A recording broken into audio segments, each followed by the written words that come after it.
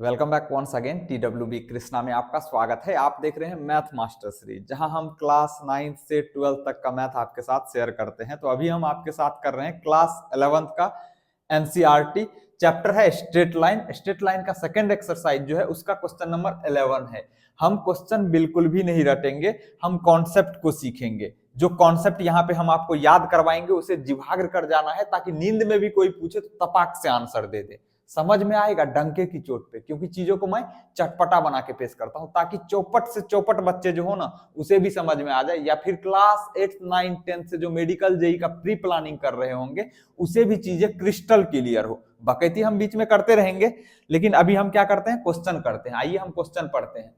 A line perpendicular to the line segment joining the point this and this, ये दो point का coordinate दिया गया है। कह रहा है इस दोनों पॉइंट को मिलाने वाले लाइन सेगमेंट के परपेंडिकुलर एक लाइन है ना, जो कि क्या कर रहा है, divides it in the ratio 1:n, जो कि इस दोनों पॉइंट को मिलाने वाले लाइन को 1:n के रेशियो में डिवाइड कर रहा है। Find the equation of the line, तो उस लाइन का हमें इक्वेशन निकालना है। किस लाइन का, जो कि इस दोनों पॉइंट को मिलाने वाले लाइन सेगमेंट के परपेंडिकुलर है, उस लाइन का इक्वेशन निकालना है। तो कहने का मतलब ये है कि हम मान लेते हैं ये जो दो पॉइंट दिया हुआ है, एक पॉइंट ए है, इसका कोऑर्डिनेट मान लो कितना दिया हुआ है, 1 0 1 0, ए पॉइंट का कोऑर्डिनेट है। दूसरा पॉइंट यहां पे मान लेते हैं बी है, ठीक है, इसका कोऑर्डिनेट कितना है 2 3 2 3। अब इस दोनों पॉइंट को मिलाने वाला जो लाइन सेगमेंट है, मान लेते ये पॉइंट बी है, इस दोनों पॉइंट को मिलाने वाला लाइन सेगमेंट जो है उसके परपेंडिकुलर एक लाइन है, मतलब ये लाइन, ठीक है। तो इसको कह देते हैं P, जहां पे ये इसको कट कर रहा है इस पॉइंट को D कह देते हैं। ये जो है ना PD लाइन जो है ना वो AB के परपेंडिकुलर है। एक चीज तो ये बताया गया है, और दूसरी बात ये कह रहा है कि ये जो PD है ना वो AB लाइन सेगमेंट को 1:n के रेशियो में डिवाइड कर रहा है, 1:n के रेशियो में डिवाइड कर रहा है। तो हमें PD का इक्वेशन निकालना है, PD लाइन का। तो किसी भी लाइन का इक्वेशन निकालने के लिए हमें उस पे एक पॉइंट, कम से कम उस लाइन पे एक पॉइंट पता होना चाहिए और उस लाइन का स्लोप पता होना चाहिए।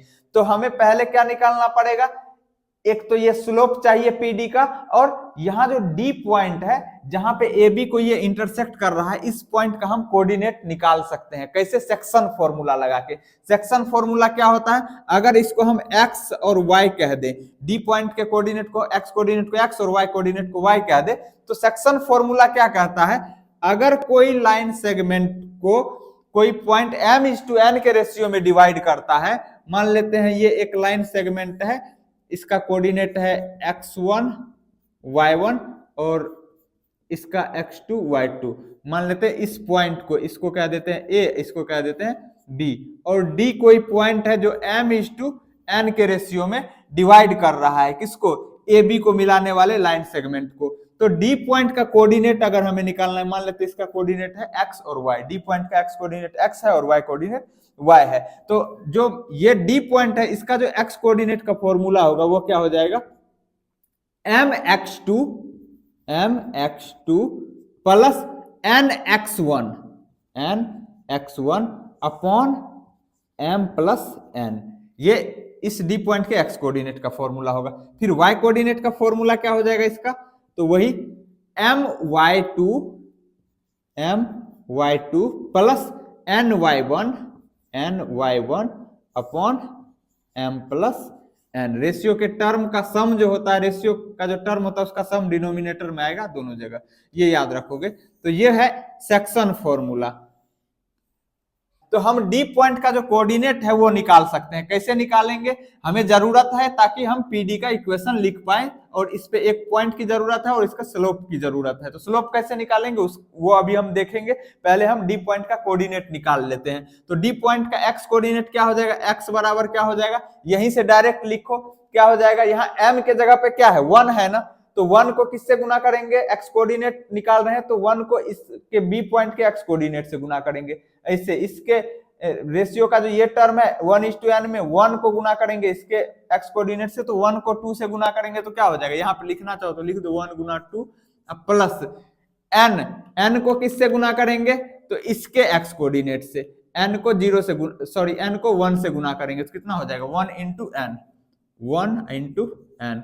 अपॉन में क्या आ जाता है नीचे, रेशियो के टर्म का sum 1 plus n, 1 plus n. Simplify करेंगे तो कितना आ जाएगा, 2 को 1 से गुना करेंगे 2, अब प्लस 1 को n से गुना करेंगे n अपॉन 1 प्लस n। तो ये x कोऑर्डिनेट पता चल गया पॉइंट D का। अब y कोऑर्डिनेट निकालेंगे, वैसे ही y कोऑर्डिनेट कैसे निकलेगा, तो फिर से वही बात, ये 1 को गुना करेंगे इसके y कोऑर्डिनेट से, तो 1 को 3 से गुना करेंगे तो 3 हो जाएगा 1 गुना 3, अब प्लस n को किससे गुना करेंगे, तो n को इसके y कोऑर्डिनेट से गुना करेंगे तो n को 0 से करेंगे तो 0 हो जाएगा, तो 0 गुना n लिख ही दे रहा हूं। फिर नीचे क्या आ जाएगा, रेशियो के टर्म का सम, तो 1 plus n, 1 plus n। Simplify करेंगे, 1 को 3 से गुना करेंगे 3, अब प्लस 0 को n से गुना करेंगे 0, तो वो लिखने की जरूरत है नहीं।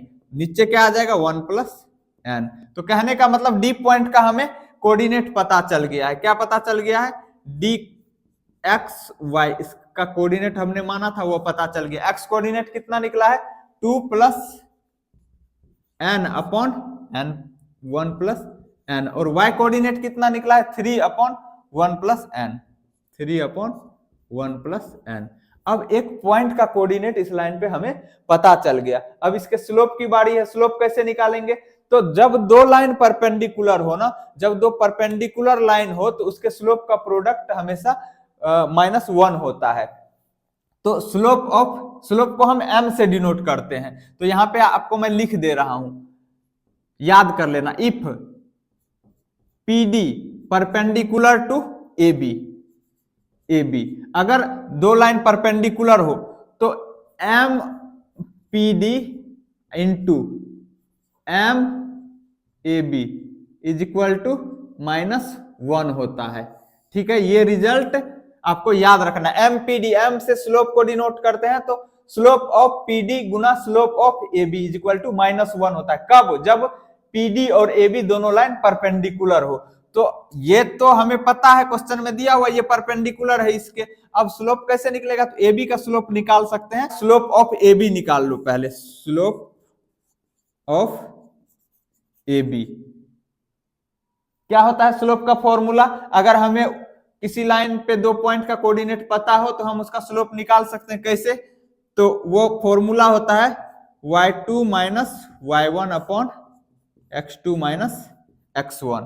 अब y2 y1 x2 x1 क्या है, अब x1 y1 इसको कह दीजिए, x2 y2 इसको कह दीजिए। कोई कहेगा नहीं हम इसको x2 y2 कहेंगे, इसको x1 y1 कहेंगे, कोई फर्क नहीं पड़ना है, आंसर सेम ही आना है।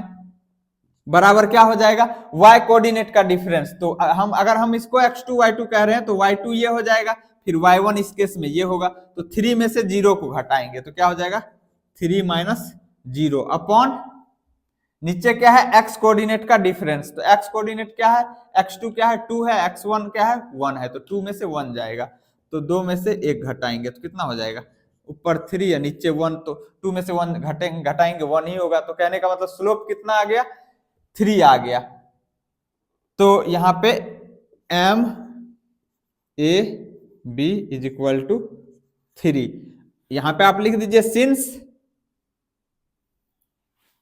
PD perpendicular to AB, since PD perpendicular to AB implies, इसका मतलब क्या हो जाएगा MAB गुना MPD इज इक्वल टू -1।